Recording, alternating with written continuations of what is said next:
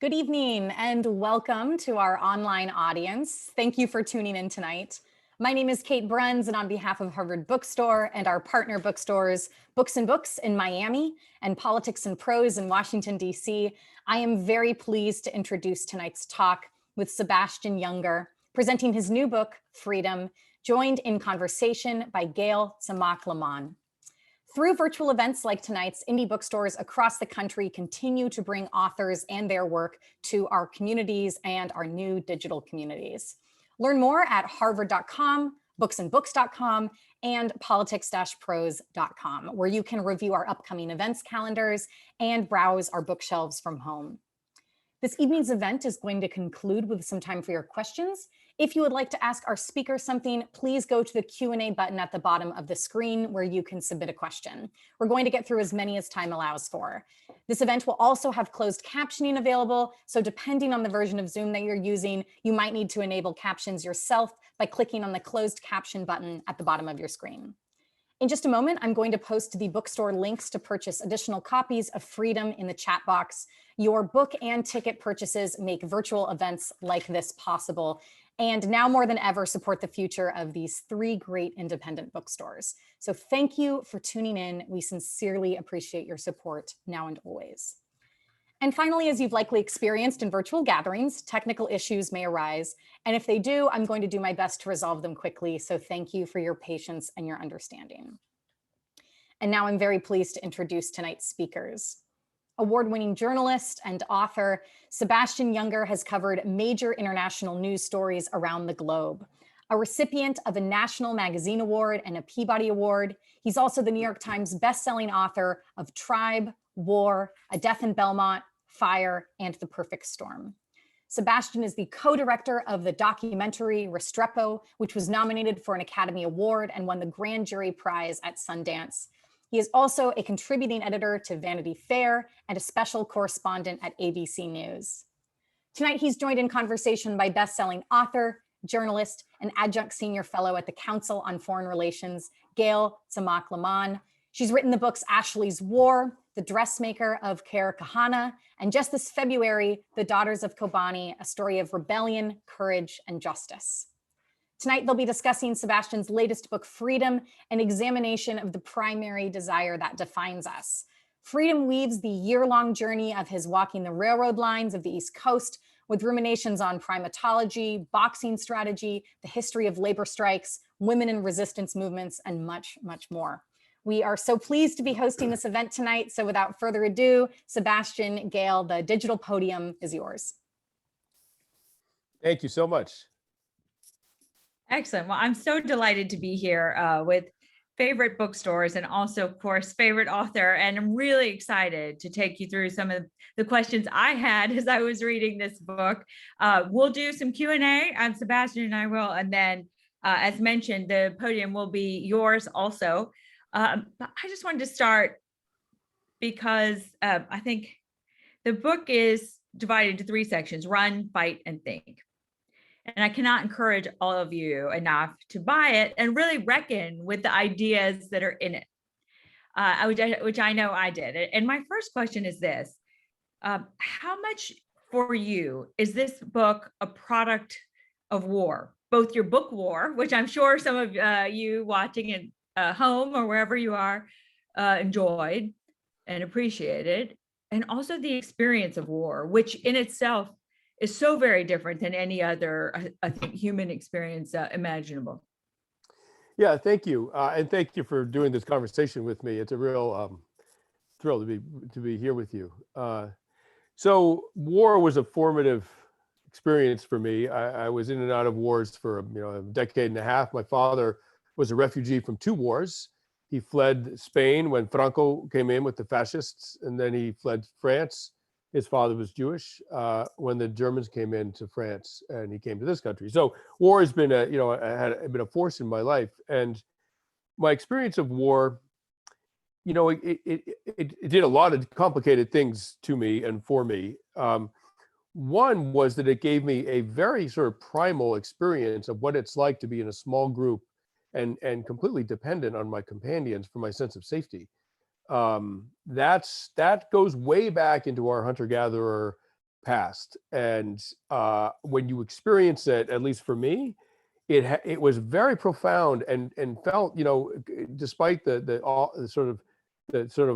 awful circumstances, it felt very right. Like I was like, oh, this is how you're supposed to feel with the people around you. Like you need them and they need you. And that felt good, right? So when I went on this walk up the railroad lines along the East Coast, to be back in a small group like that in a dangerous environment, the railroad lines are not safe.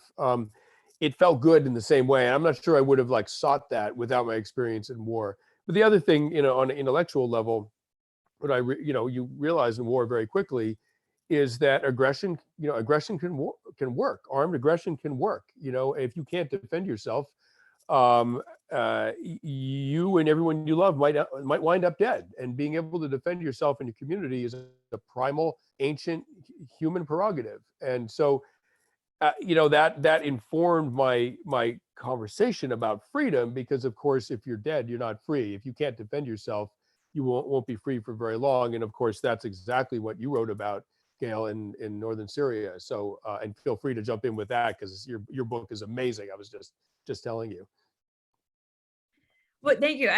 It's interesting, and I want everybody watching at home to know that Sebastian is also one of the most gracious human beings, because throughout the reporting of Daughters of Kobani, we were talking back and forth, and I was traveling to northeastern Syria. And one thing you said really reminded me of one of the women who was fighting ISIS. Is, what do you think people should take from this? And she said, women should always be able to defend themselves, period. Yeah.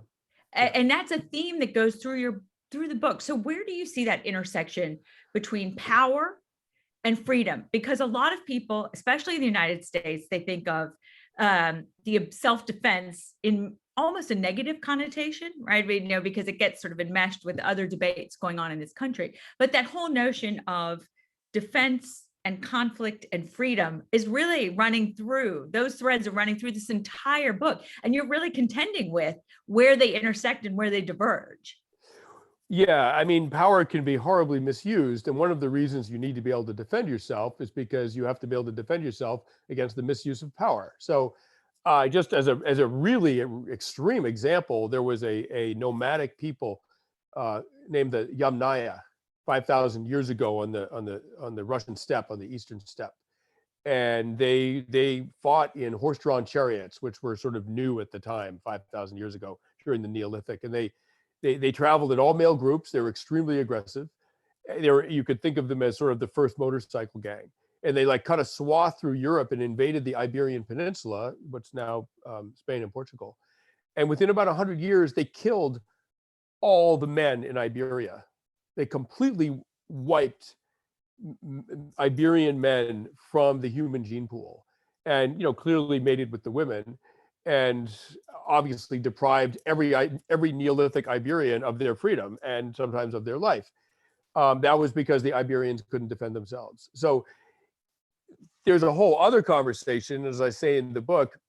A society that's aggressive enough and well armed enough to defend itself against a group like the Yamnaya is also perfectly positioned to have an immoral ruler, an immoral leader, use the sort of apparatus of defense against his own people or her own people, and oppress the very people that he or she should be protecting. And so the whole trick for human society, for human freedom, is to be able to defend yourself, but then also have an equitable society where no one has extra rights. The kings of Europe had extra rights. They could kill, they could rape, they could plunder. The law could not reach them. American presidents do not or should not. And when the framers of the Constitution wrote the incorporating papers for this great nation, one of the things that they did was make themselves eligible for the same penalties and the same prosecutions, answerable to the same laws as everybody else. So these were very, very wealthy, powerful men, many of them, and they did not make themselves exceptions in terms of the legal structure of this country. They were exactly like everybody else in that respect. Well, and that whole notion, I think that runs through this story about both fighting and the fight for freedom. Right. And they are really connected in the way that you talk about these themes.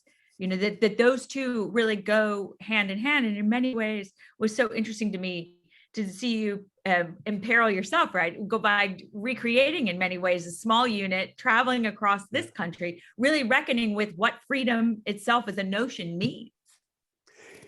Yeah, I mean, look, I should just say about this this weird trip. I didn't do it in order to write a book. Later, I realized, oh, how wonderful! I have this thing in my past. I kept my notebooks. That was probably the freest I've ever been. I'll go back and take a look and see what it felt like. But basically, after I finished with war reporting, after my buddy Tim Hetherington, who I made Restrepo with, was killed in Libya. I decided to do this walk with a few other guys, 2-3 other guys who had been in a lot of we'd all been in a fair amount of combat, and we chose the railroad lines because there are these weird swaths of no man's land, right? I mean, it's not the Appalachian Trail where you're supposed to go hiking. It's not the roadway, although sometimes we wound up on surface roads, which were actually, a real drag to walk on. We were in the sort of no man's land of the railroad lines, and sort of anything goes out there. There's no cops at all unless they're actually looking for you, which sometimes they were. Once they were looking for us with a helicopter, we managed to evade them. We were sleeping under bridges, in abandoned buildings, out in the woods. We were cooking our dinner over fires. We were drinking out of creeks. So, we carried everything we needed on our backs, 50, 60, 70 pounds. And we'd run out of food, and we'd walk into a town and buy some food, maybe have some pancakes and coffee at a diner, and they keep walking right out of the town, right back onto the railroad lines. We went from DC to Philadelphia, and then we decided to turn west, and we went to Pittsburgh.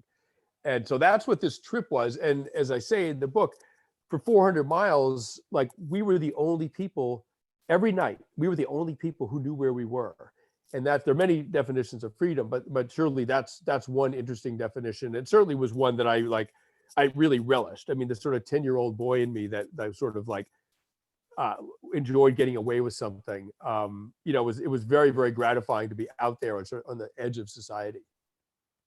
And it is hard to explain to people what that is, to be entirely disconnected from all the infrastructure of your life as other people know your life to be. And you and I were just talking about this. I had in a lot of countries in the world have had that experience of really, absolutely no one knows where you are in that moment, except the 2 people or the 3 people either in your car or with you in that GPS moment. Yeah, I mean, we're such a wired, interconnected society that most people spend the vast majority of their lives immediately locatable, right? I mean, that's new in human history, right? I mean, that wasn't even true when I was in college, right? I mean, when I was 18 or 19, I went to Morocco for a while and went way down south into the desert, and to call home. You had to go to the post office and make an appointment for the following day, and then come back, and they would put an international call through.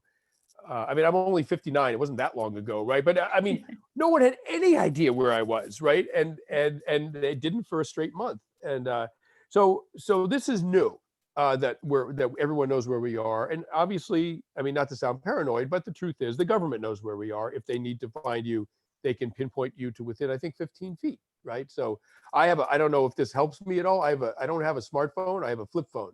And I like to think that the flip phone is harder.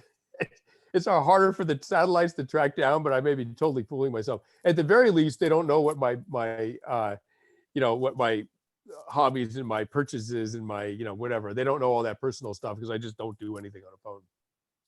And I want you all to know that this is 100% true. Years ago, we did an event around Veterans Day, and Sebastian was part of the conversation. And I watched the 2 veterans on the panel have their jaws drop as they realized you have a flip phone. They were like, wait a minute, I didn't even know those things existed anymore. I know probably a lot of people out there haven't seen one in a while. There it is, ladies and gentlemen. But the book really does. I mean, it is in many ways part travelogue, part memoir, and part really a discussion of history and how we reached this moment where we are so connected, where freedom is this thing we talk about, but that remains so deeply elusive in so many ways. So I just wonder, I want to read you one of the quotes you had in the book that says, at the heart of most stable governments is a willingness to share power with people you disagree with and may even hate. as you think about that, how did that intersect really with your conversation with yourself that produced this book from the travels, both the physical journey and also your own intellectual journey as you were going through really a next phase of your life after war reporting, and also a real reckoning with ideas that had animated so much of the work you've done? Yeah, so the truth is that we get our safety from being in a group. Humans die immediately when they're alone in nature. We don't have teeth, we don't have sharp teeth, we don't have sharp claws, we can't climb trees, we can't run very fast. We're like children in the wilderness, right? Very vulnerable. But in groups, not only do we survive, we dominate, right? We've completely dominated the world physically. And so the truth about groups is that there's a lot of interpersonal conflict, and if you can't resolve that, the group will split. And when the group splits, it's more vulnerable. And that's true if you're in a band of hunter-gatherers 40,000 years ago, or in a nation, right? It's the same thing. And we get our safety in this country, and every country does, by the fact that we have laws and we have a government and some kind of social organization that manages the economy and can make decisions about use of military force, and on and on and on. And the list is almost endless. And the benefits are enormous. So if you can't, as a nation, or on an outward bound group or whatever, I don't care how big or small the group is, if you can't resolve conflicts, if you can't decide, okay, we don't like each other and we don't agree on anything, but we are in this together, right? And that's, there's a lot of marriages like that where, spouses that are very, conflicted with each other, but no one's doubting the fact that you're married, right? And when that doubt creeps in, and as psychologists will say, when people start to talk with contempt about each other in a marriage, the marriage is usually over. And that's a little bit what you're starting to see in the United States right now. What I would say, just to sort of back up a little bit, to back up 10,000 years, actually, about 10,000 years ago, there was this basic split that happened in humanity. Some groups started planting grains. And they settled and became agriculturalists. And so agriculture allowed for the sort of mass production of food, for the accumulation of food, eventually the accumulation of wealth, the accumulation of power, the accumulation of people in one spot. With those people came huge armies, taxes, rulers that could command those armies. But not everyone did that. 10,000 years ago, there were also groups that remained nomadic. And the nomadic people were way, way harder to subjugate, because basically, if you were a sort of tyrannical ruler in the Sumerian era in Mesopotamia 8,000 years ago, 10,000, whatever it was, and you tried to subjugate a bunch of nomads that were camped in tents outside the great city, the great walls of the city, in the morning, they're just gone, right? I mean, they're carrying with them everything they need for survival. And within these nomadic groups, they were also extremely egalitarian. And there was very little class difference, because you just can't carry that much wealth. You can't really accumulate that much wealth. And those groups, interestingly, even though they were materially poor, they really kind of looked down on their wealthy sedentary neighbors. And there's this one wonderful, and the biblical story of Cain and Abel is about that conflict between Cain, the agriculturalist, who in his resentment kills Abel, the shepherd, the wanderer, right? There's this basic insecurity by settled people of nomadic people, which is odd because the settled people are wealthier. But in that same area, the Yomut of northern Iran had this amazing sort of song. It was about their superiority to the settled people, the wealthy settled people in the valleys. And if I'm going by memory, it's something like, I do not have a mill with willow trees. In other words, I'm not a farmer. I do not have a mill with willow trees. I have a horse and quirt. A quirt is a whip. I have a horse and quirt. I will kill you and go. And so you have that amazing sort of arrogance of the sort of mobile society that just cannot be governed. And that is the sort of basic origin of human freedom after the establishment of the city-state. Right. Well, I mean, it's sort of like what you did, right? It's the freedom from having to be constricted by so much of what other people expect or what society has created in terms of structure. That's right. That's right. Um, and now we live in a society where we're all completely dependent on it, and there's a lot of sort of rhetoric, and I would call it a kind of theater of demonstrating your supposed autonomy from the government, and people do that in all kinds of funny ways. They show up in state capitals with semi-automatic weapons, and they do all these displays of autonomy. But really, if you take a look at the people that do that, every single thing that every single thing on them is mass produced, right? All of it is delivered by a supply chain that's managed and regulated by the federal government. The gasoline in their trucks, the weapons they're carrying, the clothes they're wearing, on the cheeseburger they had at lunch. I mean, every single thing is provided by society. And so this idea of like, oh, I'm autonomous from the government and I don't owe it anything is just infantile. Like, as I say in my book, only children owe nothing. The rest of us owe Right. something. Yeah. Yeah, so to talk about that, because that was a line I thought a lot about. You didn't have children, and we'll get to that at the end, at the time when you're writing it, but you were talking, or when you experienced this. Now, Yeah. I know you did when you Yeah. were writing, but that whole notion of only children are utterly free from obligation. And yet the language that we often hear is quite different. And you have a quote in the book that says, power is so readily abused, in talking about the central problem for human freedom is that groups that are well organized enough to defend themselves are also well organized enough to oppress. And power is so readily abused that one could almost say its concentration is antithetical to freedom. And I think that's in some ways what you're talking about.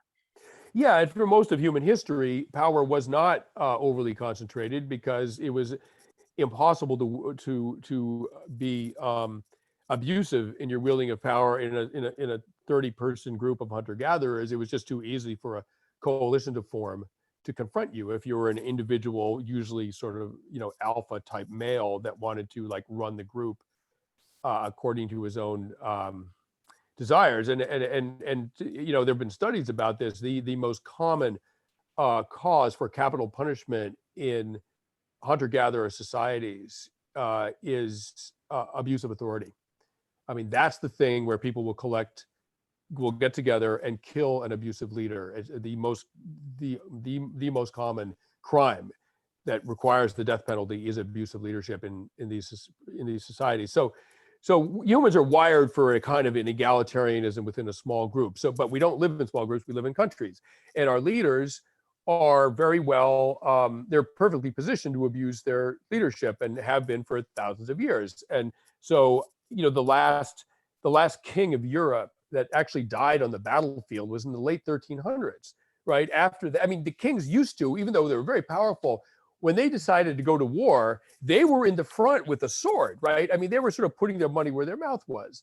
After that, after the late 1300s, the longbow came in, the crossbow, all kinds of things that could go right through armor plate. And the kings after that were like, listen, you guys go ahead. I'll command things from the hilltop. And that was, you could argue that was the sort of beginning of leadership that actually, not only was it abusive, but it refused to run the same risks as everybody else. It hid behind everybody else. And so the whole trick, and this is where democracy is so brilliant, it sort of codifies the inherent egalitarianism of hunter-gatherer society. It sort of codifies it in the democratic system and in the legal system, so that the leader has to be popularly elected and cannot abuse their position to make more money than everybody else, to protect themselves from lawsuits and protect themselves from consequences for doing things that are wrong. Like, in theory, that's what a democracy is supposed to do. It does it pretty well, but it's not perfect. And the book talks about something which I think is so deeply important. And I know those of us who had the privilege of experiencing it have always been changed by it every single time, which is this notion of who fights, who dies, and who goes on to fight another day. In this country, less than 1% of this country has fought 100% of its wars for the last 2 decades, right? And you've written about that. I've talked about that. I think it's a topic that we share in terms of near obsession with, trying to make deeply personal what sacrifice is. And I really hope when readers at home are reckoning with this book, this was a line that stood out to me. It said, there's obviously little merit. This goes to your talking about the 1300s, right? There's obviously little merit in having leaders of modern democracies do the work of combat infantry. Even lieutenant colonels don't do that unless absolutely necessary. But that doesn't mean sacrifice need disappear from public life. And I wonder, do you hope, as one of the consequences of this book, that people do think about what the notion of shared sacrifice is as it relates to the invisible and deeply privilege-bearing benefit of freedom that we all live with? Yeah, I mean, there's a number of different ways to think about that. I mean, first of all, someone a couple of days ago asked me, like, so what should we look for in a leader? And I said, well, the ancient human standard for good leadership is that your leader would die for you, like die for you. Like literally, I will die for this group that I'm honored to be able to lead. The Apache, who are an excellent example of a very materially poor, mobile society that remained free for centuries after the wealthy Pueblo tribes were rolled over by the Spanish, like instantly. The Apache, one of the reasons they were so autonomous and so hard to catch and so amazing was that they had this incredible leadership. And the war leaders, they were called in Apache. Their name was the dew tramplers, like dew, like morning dew, because they would go on these raids, and the leaders would go first in line. They would be in the most danger. And so, what's the sort of like modern democratic, like equivalent of that? We're not going to have presidents who are literally going to take a bullet for the nation. Yeah, I get it. It's a different level of society. No one's looking for that. But at the very least, the position that politicians are in, and my dear friend Sarah Shays has written about this amazingly, about corruption. She just published a book called Corruption in America, which I urge everybody to read. It's really shocking.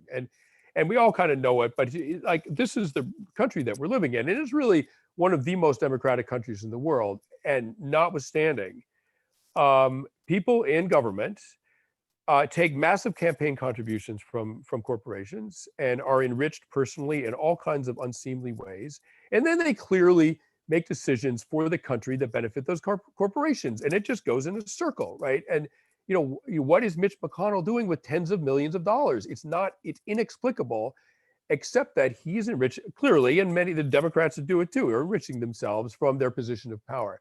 So what I would say is, when it comes to sacrifice for the group, at the very least, our leaders should be willing to forego this unseemly enrichment that they have available to them, that any other citizen would be perfectly legal and moral to take advantage of. But these are our leaders, and at the very least, the sacrifice they should be prepared for, and there are many honest politicians who do exactly this, is that they forego those opportunities, even though they're sort of offered to them. And and the other is that that they'd be willing to lose an election on a principle. And I'm a Democrat. I don't think it's hard to imagine me voting for Liz Cheney, and if I lived in Wyoming.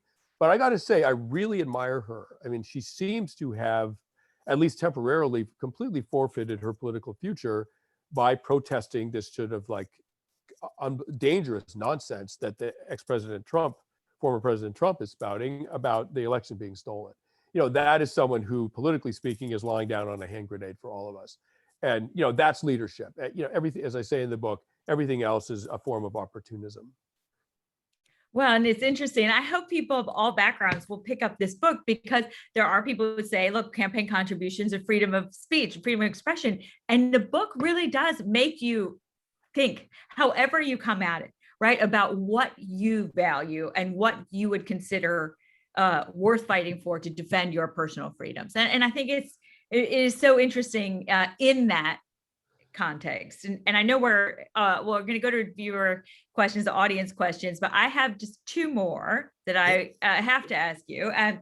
One is about women. And it's a topic that came up. I thought was really interesting. You and I talked about some of this in terms of women as what you talk about, it, force multiplier.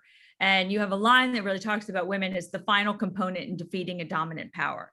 At the same time, they're also often subject to incredible violence at the hands of the same powers, right? And so it's, to me, really interesting because it's never just one narrative around women. And the book really takes you through several vantage points of women as people who are reshaping the power structures, in part because they weren't part of the power structure to begin with.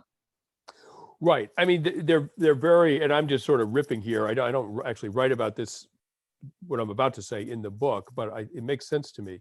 Because they're not part of the power structure, I feel that they're perceived to have a kind of moral authority.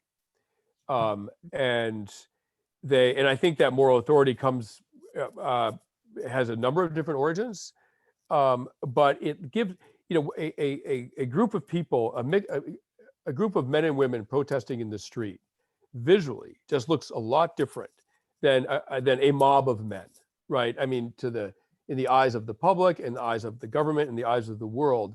And the result is that authorities, and clearly just obscenely violent organizations like ISIS are sort of, they're sort of off the edge of the map in terms of violence against women. So I'm not talking about that. But for a lot of governments in the world where they might use great violence against a group of men and have over and over and over again, when you start putting, say, in Chile or Argentina, grandmothers on the front line, confronting soldiers. 100 years ago, during the labor strikes in Massachusetts, when the strikers who were protesting unbelievably horrible conditions, when the male strikers, you would just get beaten over and over and over again by the National Guard and shot and all kinds of horrible things.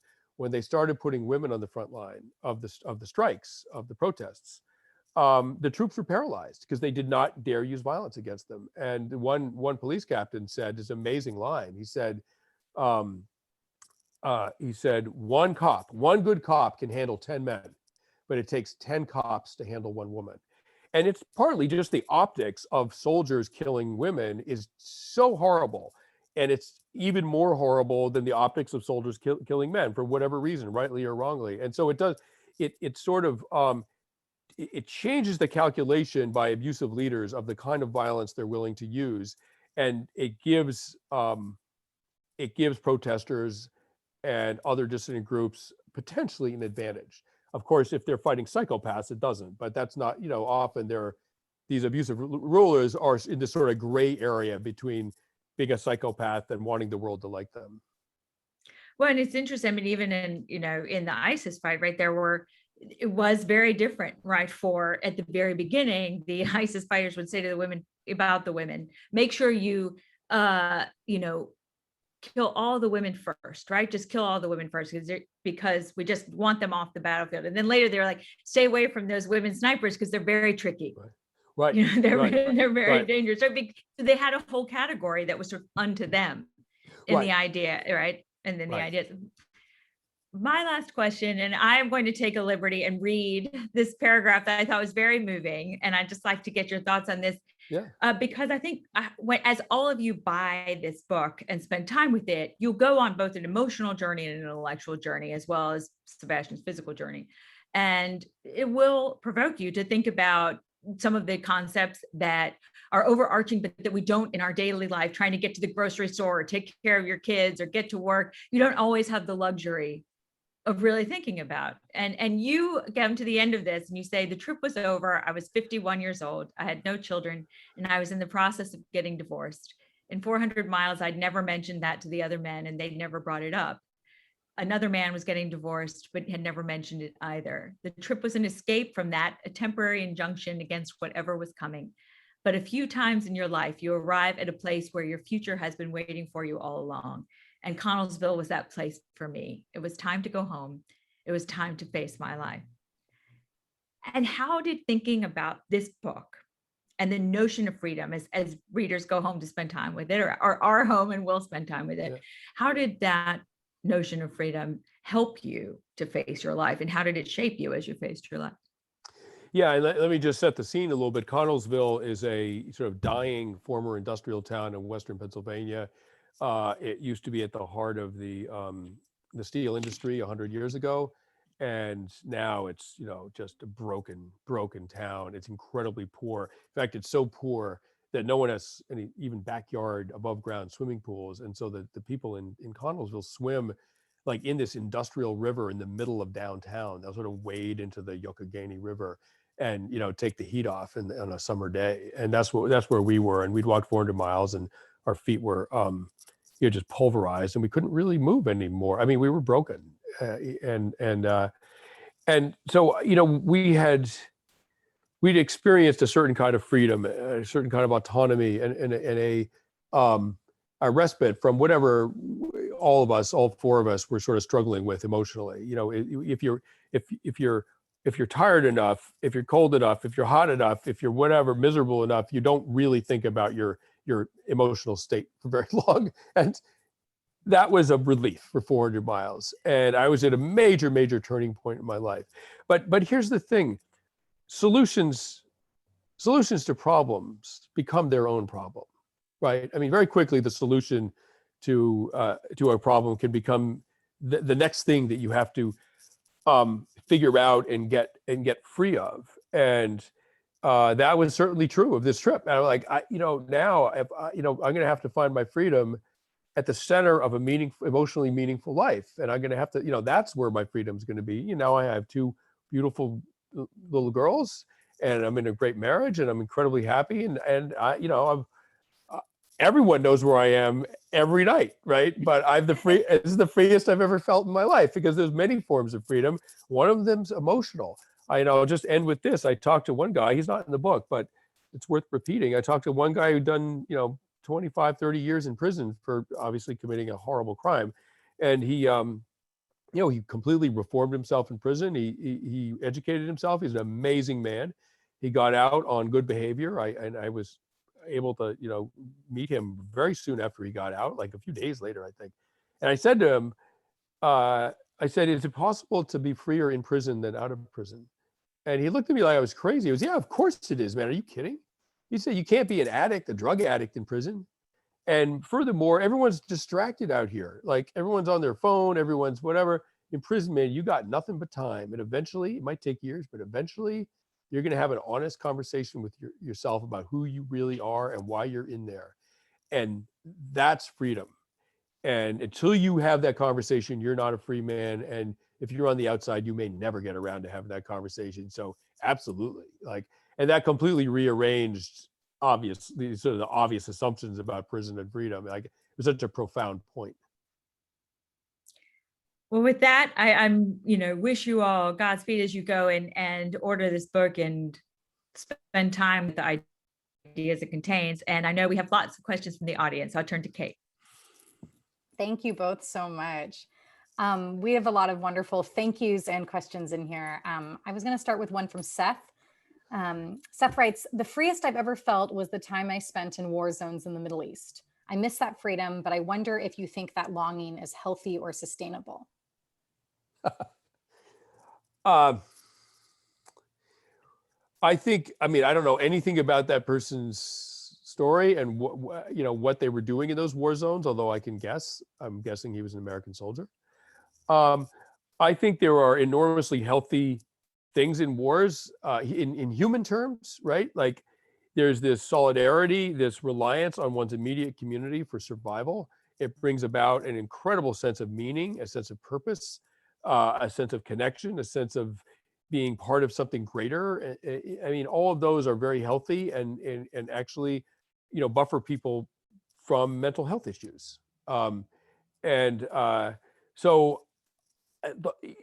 eventually you gotta move on, right? I mean, you can't, if you just, a lot of things that are healthy for a while are unhealthy in the long term. And likewise, a lot of things that are healthy in your 20s or 30s are not healthy in your 40s or 50s. And so, what I would say is that I think that what Seth is responding to is healthy, but if he doesn't figure out how to, like I did, end the long walk and go home, if he doesn't figure that out, then he's stuck in a situation that there isn't really a good outcome.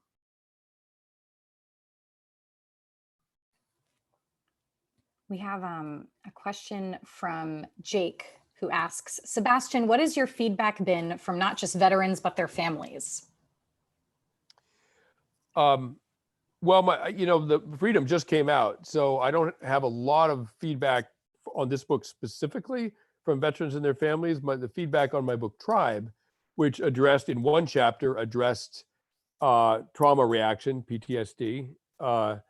The response from veterans and families to that was enormously good. And I got a lot of letters and emails and messages from people saying, wow, I finally understand why I came home from hell and missed it, it made things like Seth. I mean, a lot of people have Seth's story. My book before that was called War. It was about what it feels like to be in combat. And, likewise, veterans and soldiers seem to really, really like it. One woman, very poignant, she said, came up after a talk that I gave, she came up to me quite sad. And she said, I think if I'd read your book War before we got divorced, we might not have gotten divorced. Yeah, it was really heartbreaking. I really like this question from Anjali, and I think you've touched on part of it already.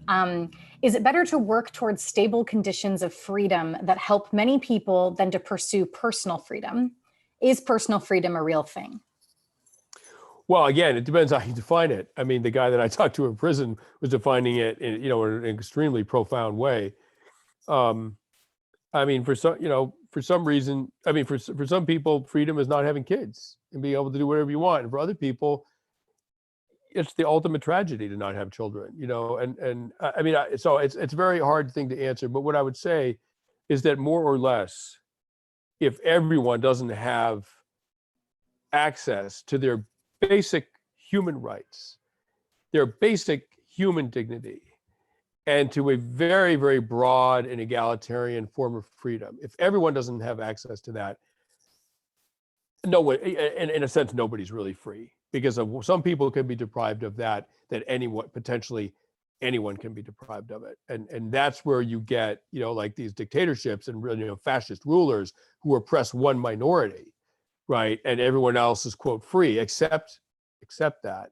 Obviously, if you can oppress one minority, you can oppress everybody. And so that's where an insistence on really radical and profound freedom for everybody is in everybody's interests. We also have some more specific questions from the book. So Danita is asking, tell us about how you researched the Native American people and their sanding stones that you mentioned in the beginning of the book. Were you aware of any of this before you had done the research? So a lot of the trip in Pennsylvania was along the Juniata River. And Juniata is Seneca for standing stone. And the first mention of the word is from an old Dutch map. It says Ona Yuda Haga, and Haga means people, the people of the standing stone. So the Juniata, the railroad lines go along the Juniata because it's the only east-west trending river in Pennsylvania. The railroad lines are there because they were laid on top of the settlers' roads, which were on top of the Indian trails, which followed the easiest passages through the mountains. So we were following this really ancient human corridor through the Allegheny Mountains. And it was way later, way after this walk. I did this walk in, 2013, 2014. Way later, I researched this area, and I was really interested in this word Juniata. Basically, I found a lot of settlers' accounts from the 1700s, and these amazing accounts from books that might have even been published in the 1800s, but they were about the 1700s, and some were from the 1700s. It's incredible accounts. And I gradually pieced together a history of what was the Pennsylvania frontier for about 100 years. Very, very bloody, heavily contested area. And just one mention while we're talking about it. It was an area of great freedom, of great independence. The government was beyond government control. After Harrisburg, everything was on foot. You couldn't move by river. Everything was on foot, and the government had no access. So settlers that went out there were completely free, except they were in a huge amount of danger, which is not freedom. So they had to sort of like agree on a mutual defense pact. And if you lived out there, you had to be part of the community defense against Indian attacks. And if you weren't, you were cast out of the community. And so, yeah, you were free to the government, but you were completely beholden to your peers in that area. And so, as I say in the book, there really is no complete freedom. You can't be completely free and completely safe at the same time, because you need other people for your safety, and then you have to obey their rules. Thanks so much for elaborating on that. Gosh, as you're talking, we keep getting more and more great questions coming in. We have two people asking about your future plans, so I'll kind of blend them into one question. Joseph asks, says, first and foremost, I really enjoyed your book. I'm very intrigued by your next book idea. Have you started this project yet? And then Scott Campbell asks, do you have any interest in another hike or trip? I mean, I'm going to be going out to the railroad. I mean, the truth is I've been off and on the railroad lines for years. Like the last time I was out there was a couple of years ago, and I'm sure I'll go back when my girls are a little bit older. I take another guy or two, and we knock off 50 miles, and we're about to hit Ohio, and we got it's another 2,500 miles till California. So I think we're just going to keep doing it. It's a wonderful environment. I mean, the wilderness is awesome. I love the wilderness. The railroad lines are a different thing, But so my next book. So I mean, I'll try to be sort of succinct about this. I almost died last summer. I had an undiagnosed aneurysm in my pancreatic artery. It was just a congenital deformity. It ruptured. It was asymptomatic. It ruptured without warning at age 58, almost a year ago. And I bled out into my own abdomen. And a couple minutes later, I couldn't stand up. And after about 10 minutes, I was going blind, because my blood pressure was plummeting, because I was losing all my blood into my abdomen. And it took them an hour and a half to get me to the emergency room. And by then I had lost 90% of my blood, 90% of my blood, and I was dying. And my dead father appeared and started consoling me. And I have to say right now, he was a physicist, a complete rationalist. I feel the same way. I'm an atheist. I don't believe in anything. I'm not religious. If you can't measure it and if you can't test it, I don't believe in it. Like that's where I'm coming from. And there was my dead father talking to me as I was getting pulled down into this black hole, which I have to assume was death. And they saved me. They put 10 units of blood into my neck. They cut my neck open and put 10 units of blood in, and they eventually saved me. It was a miracle. Like nobody survives this. And I somehow survived. And as a result, my little girls will have a father, and which is the centrally most important thing in my life, is that my girls have a father for as long as possible. And so I want to write about this amazing system that keeps us alive, and how easily that can change. And I want to write about what happens when you die, because to me, it's a great mystery that my father showed up. And there's been a lot of research into it. The dead ancestors showing up when people die is really common, and they don't really have an explanation for it. They have no explanation for it, and they're very common experiences that dying people have. And I had no idea I was dying, right? But my father did, and I want to explain that in rational, scientific terms. And if I have to resort to mysticism, I don't know, have pity on me, I guess. But I want to. So the book is going to be called Pulse.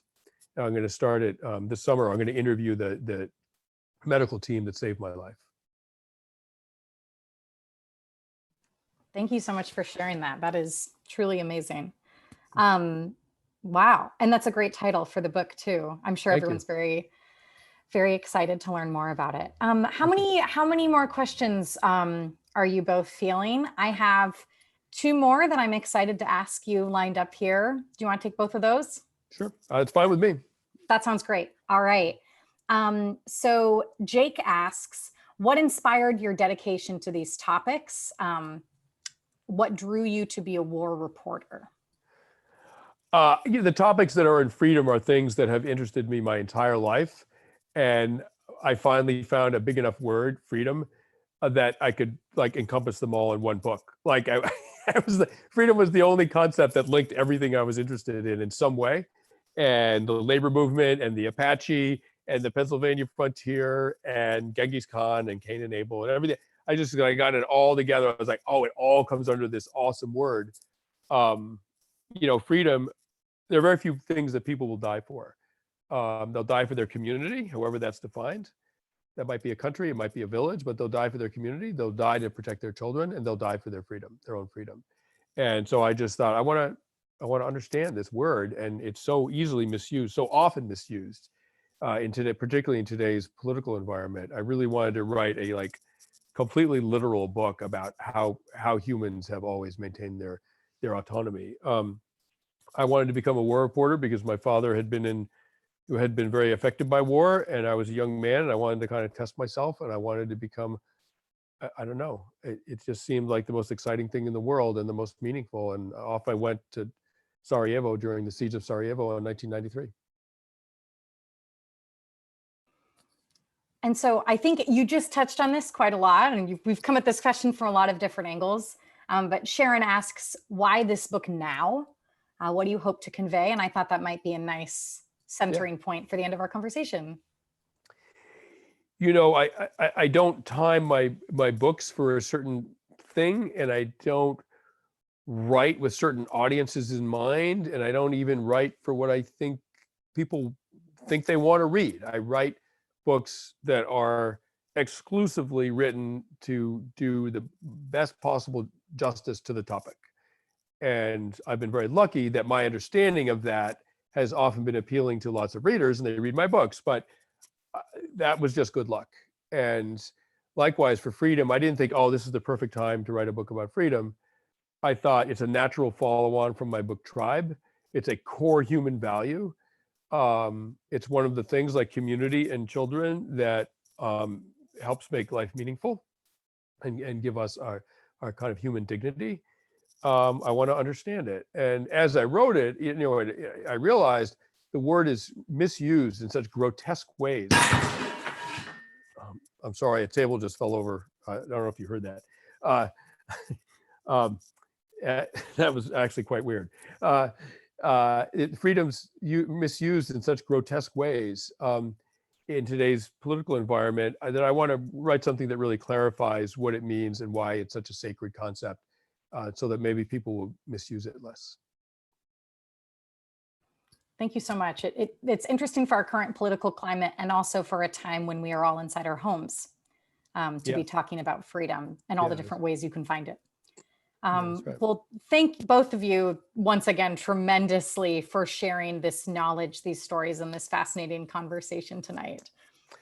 Yeah, thank you so much. And Gayle, thank you. That was a wonderful conversation. I really enjoyed it. Thank you, and delight to be here with all of you, and congratulations on the book. Thank you. Thank you to everyone for spending your evening with us. So on behalf of Harvard Bookstore, have a great night, keep reading, and please be well. Good evening, everyone.